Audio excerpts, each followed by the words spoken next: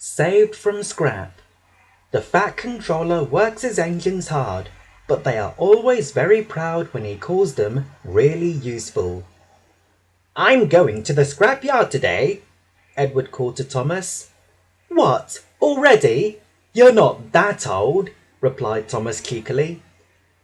The scrapyard is full of rusty old cars and machinery. They are brought to the yard to be broken into pieces and loaded into trucks. Then Edward pulls them to the steelworks where they are melted down and used again. One day, when Edward arrived in the yard, there was a surprise waiting for him. It was a traction engine. Hello, said Edward. You're not broken down and rusty.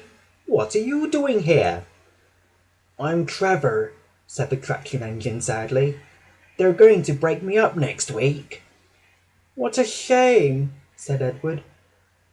My driver says I only need some paint, polish, and oil to be as good as new, Trevor went on sadly. But my master says that I'm old-fashioned. Edward snorted. People say that I'm old-fashioned, but I don't care. The Fat Controller says that I'm a useful engine. What work did you do? He asked.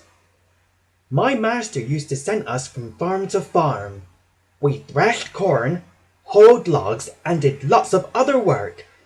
We made friends at all the farms. The children loved to see us. Trevor shut his eyes, remembering. Oh, yes, he replied dreamily. I like children.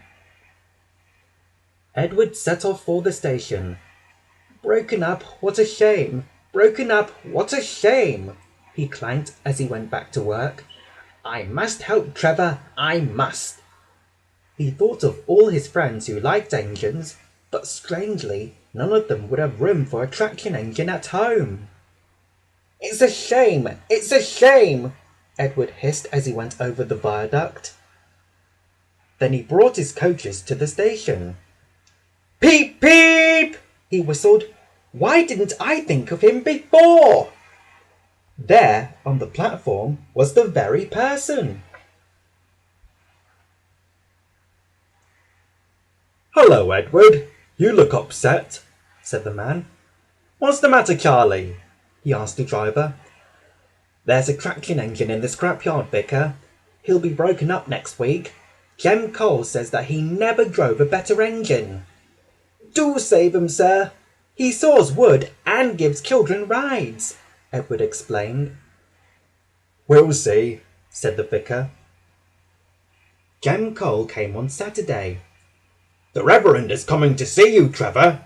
Maybe he'll buy you. Do you think he will? Asked Trevor hopefully. He will when I've lit your fire and cleaned you up, said Jem. The vicar and his two boys arrived that evening. Trevor hadn't felt so happy for months. He chuffered about the yard, his green paint gleaming. Show us what you can do, Trevor, said the vicar. A little while later, the vicar came out of the scrapyard office smiling. I've got him cheap, Jem, cheap, he said. Jem was extremely pleased and ran to tell Trevor the good news. Do you hear that, Trevor? Cried Jem. The Reverend has saved you.